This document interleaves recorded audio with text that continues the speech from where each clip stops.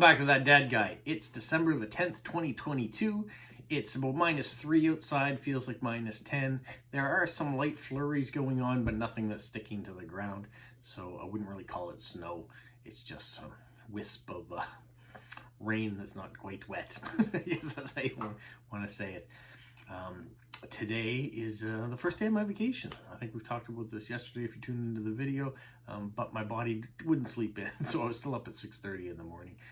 Hopefully, as the week goes on, my body will not be on work time and let me sleep in a little bit longer.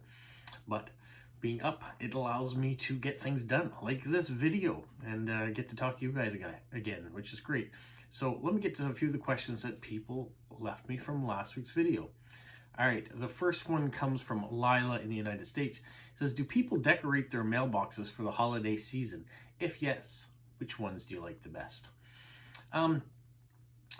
As a letter carrier, I mostly do community mailboxes, which are the big corporate boxes that 30 to 100 people are all in. Those don't get decorated here.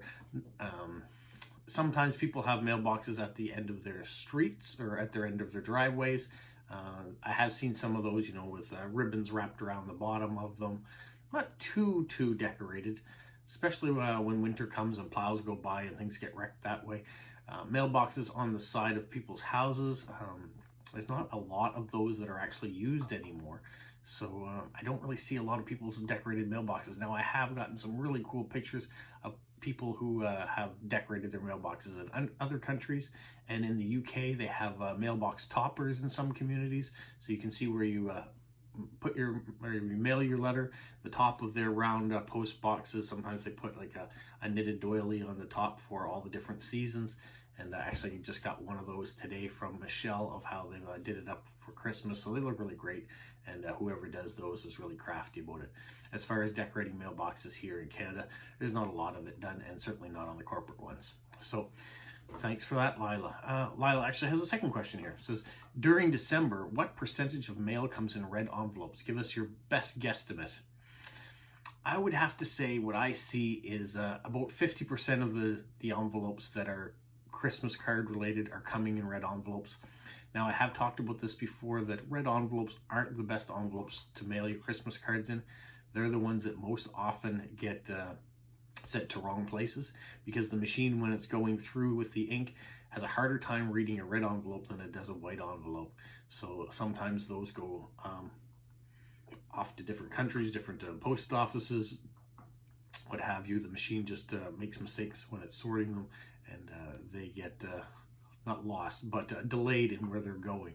So if you get the opportunity when you're sending out your Christmas cards, stick to white envelopes. I know red looks festive.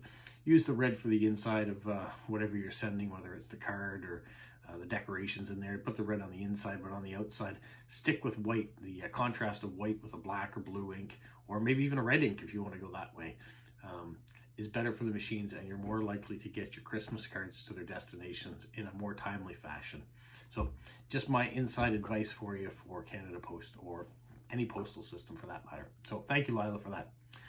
The next question comes from Christy Ann. It says, does anyone else in your family have a love of postcards and stamps? Well, stamps, yes. My father is the original stamp collector. All those binders back there are his stamp collection.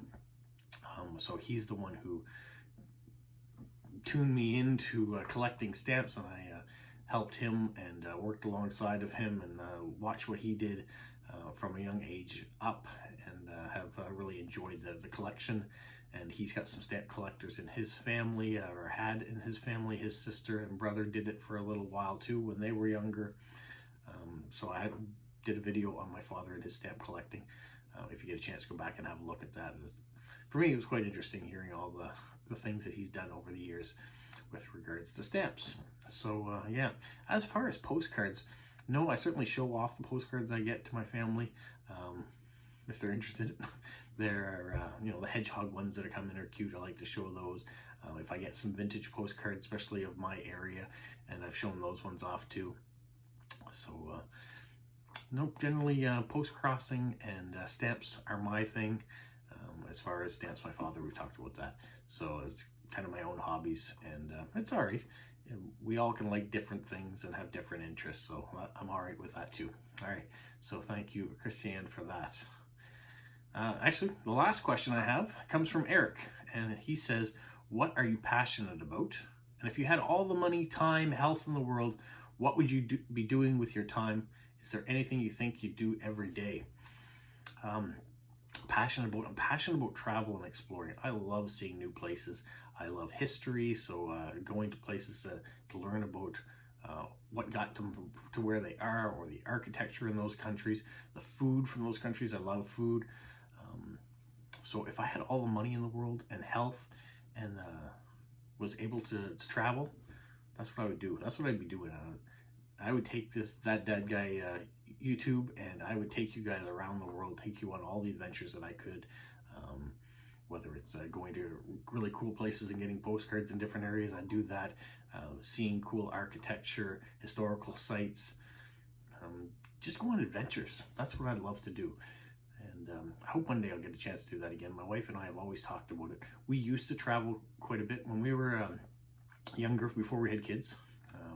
We had 4-year plans that we wanted to go do things. So we traveled Europe for 3 months after we finished university. 4 years later, we had the opportunity, as I guess our honeymoon was to go to Australia and New Zealand. We did that for 3 weeks and did some visiting around. And then our 4th year after that, we were to go to Egypt, but instead my daughter was born, and the 4th year plans were stopped.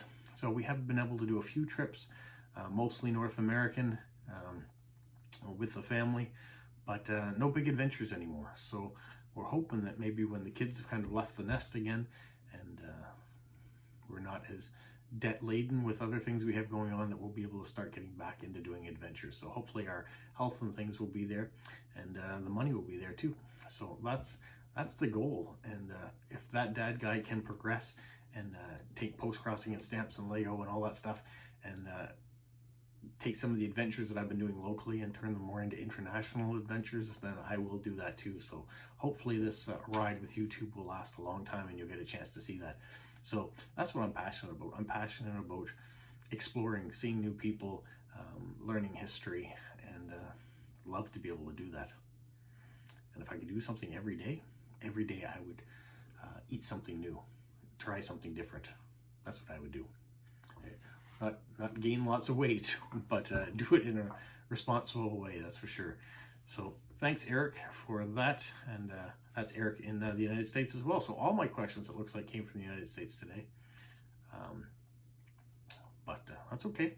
If you have questions for me, make sure you leave them in the comments of this video, and then I can answer them next week. This has been going on. This is part 44. So 44 weeks of weekly video. I'm pretty proud of that. I'm hoping we'll get to a full year and be able to celebrate that milestone of having these questions come out every week, and answer questions and answers videos coming out every week. Now, what else do I have going on? Well, this is my vacation week, so I'm going to get caught up on getting ready for Christmas. That means cleaning the areas that need to be cleaned in order that we can put up the Christmas tree and decorate mantles and do all that sort of stuff. Right now, that room has become kind of a storage room, and I need to get some of that stuff out of there. My daughter, Dea, actually arrives back from university later this week, so I'm looking forward to seeing her again and getting to spend some time there and doing things like cutting down the Christmas tree and getting those things up, that tradition. So hopefully going to make some videos about that experience so you guys can see kind of a glimpse into how we do Christmas decorating around here. I also want to show you a decorating video of how people are decorating their homes around town, and the variety that happens to be around. I did one for Halloween, so I said I'd do one for Christmas, so hopefully that will get done this week. And then who knows, I didn't get any stamp gifts or anything like that show up this week, but I do have those albums back there, so there may be a stamp video coming out. That's always could be fun on this week's adventures. Other than that, I'm just going to relax, take it easy. I know I've said a lot of things that I want to do, but I think in there I'll be able to do some relaxation. Work has been busy for the last few weeks, so to have 1 week off and then go back and have one really big busy push to get us to Christmas is what we're going to do. All right, that's all I've got for today. Yeah, I hope you guys have been enjoying these videos. I thanked you guys yesterday, and I'll do it again today. Thank you for getting me to 600 subscribers. We're up to 602 as the recording of this video. So thank you everybody for coming on board and keeping things going by leaving comments and questions in these videos, by commenting on other videos, and of course by sharing it around so new people are discovering that dad guy. I really appreciate it. Whew. All right, that's it for me for today. So have a magical week. What, Polo? You say like, subscribe, share, and tell all your friends.